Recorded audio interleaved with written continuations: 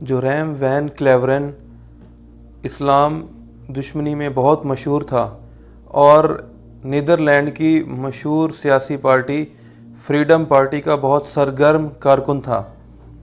اس نے مسلمانوں کے خلاف بہت ساری کیمپینز لڑیں، جس میں مسلمانوں کے خلاف نیدرلینڈ میں چلنے والی کیمپین کہ برقعے پر پابندی لگائی جائے اور اقلیتوں پر اور مسلمانوں پر پابندی لگائی جائے، ان سب میں بڑھ چڑھ کر حصہ لیا. اور بچپن سے ہی وہ اس ماحول میں پلا بڑھا کہ جس میں اسلام کی دشمنی سکھائی جاتی تھی. تو وہ کہتا تھا قرآن از اے پوائزن، قرآن ایک زہر ہے اور اسلام ایک جھوٹ ہے. اپنی مسلمان دشمنی میں بہت مشہور تھا. تو اس نے مسلمانوں کے خلاف کتاب لکھنے کے لیے قرآن پاک کو کھولا کہ اس کے اندر سے اس مذہب کی غلطیاں نکال کر ان کے خلاف ایک کتاب لکھوں گا. جب قرآن کو کھولا تو یہ قرآن کا معجزہ ہے کہ اللہ نے قرآن کو کتاب ہدایت بنایا ہے. اللہ فرماتے ہیں کتنی ہی قوموں کو قرآن کی برکت سے میں اٹھاتا ہوں اور کتنی ہی قوموں کو اس کی وجہ سے پست کر دیتا ہوں. جو اس کو سینے سے لگاتے ہیں، جو اس پر عمل کرتے ہیں، ان کو دنیا اور آخرت میں اٹھا دیتا ہوں، اور جو اس کو پس پشت ڈال دیتے ہیں ان کو میں دنیا اور آخرت میں ذلیل کر دیتا ہوں. یہ قرآن کتاب ہدایت ہے.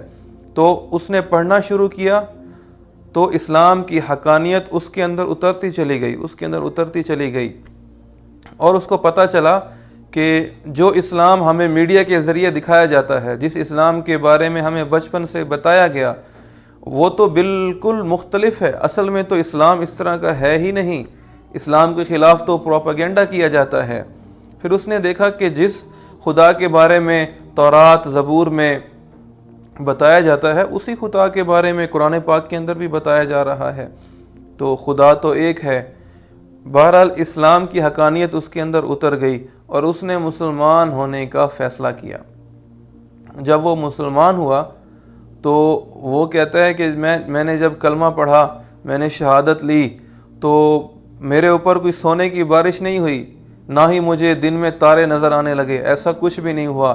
ہاں، ایک کام ضرور ہوا کہ میرا اندر جو خالی تھا، جو بچپن سے خالی تھا اور کسی چیز کا متلاشی تھا، کسی چیز کی تلاش میں تھا، وہ بھر گیا. ایسا لگا کہ میرے اندر اطمینان اور چین اور سکون بھر دیا گیا ہے. میں جس چیز کی تلاش میں تھا وہ چیز مجھے آج مل گئی ہے. اب وہ کہتا ہے دین اسلام سے زیادہ خوبصورت، زیادہ اچھا مذہب کوئی نہیں ہے. یہ انسانیت سکھاتا ہے، یہ انسانیت کا مذہب ہے. یورپ کی جو زندگی ہے، یہ اس کے الفاظ ہیں، یورپ کی جو زندگی ہے وہ پیسے اور مادی چیزوں کے گرد گھومتی ہے، اور اسلام کی زندگی میں پیسے اور مادی چیزوں کا کوئی دخل نہیں. یہ ایک خوبصورت زندگی ہے جو ایک دوسرے کا احترام اور ایک دوسرے کا خیال کرنا سکھاتی ہے، جو انسانیت سے محبت سکھاتی ہے. اسلام کی زندگی بہت خوبصورت زندگی ہے. اس نے اسلام قبول کر لیا اور پھر اپنے قبول اسلام کا اعلان کیا. اور پھر یہی نہیں، اس نے دعویٰ فاؤنڈیشن جوائن کی جو یورپ کے اندر لوگوں میں دعوت اسلام کا کام کرتے ہیں، لوگوں کو اسلام کی طرف بلاتے ہیں، لوگوں کو اسلام کی دعوت دیتے ہیں.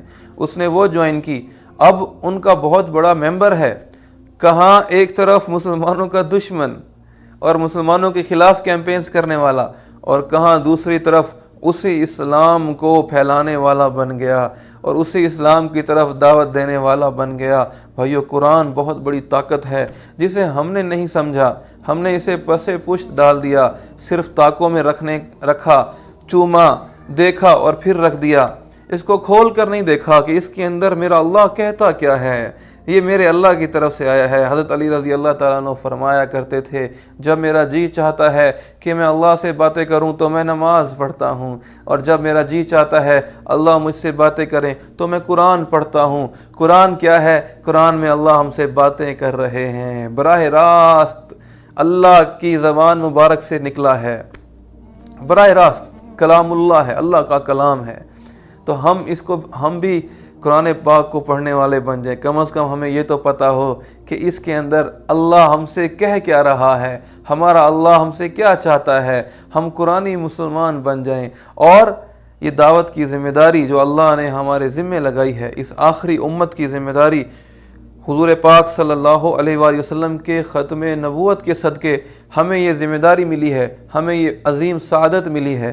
اس کو ہم اپنی ذمہ داری اور ہم اپنا مقصد سمجھیں، اپنا مقصد سمجھ کر کرنے والے بن جائیں۔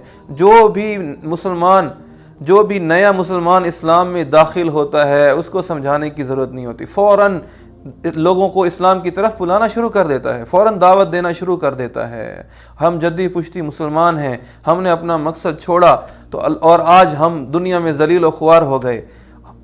مقصد پر تھے تو دنیا کے خلیفہ تھے، یہ ہمارا مقصد ہے۔ بڑی خوبصورت بات کی علامہ اقبال رحمۃ اللہ علیہ نے، میری زندگی کا مقصد تیرے دین کی سرفرازی، میں اسی لیے مسلمان، میں اسی لیے نمازی۔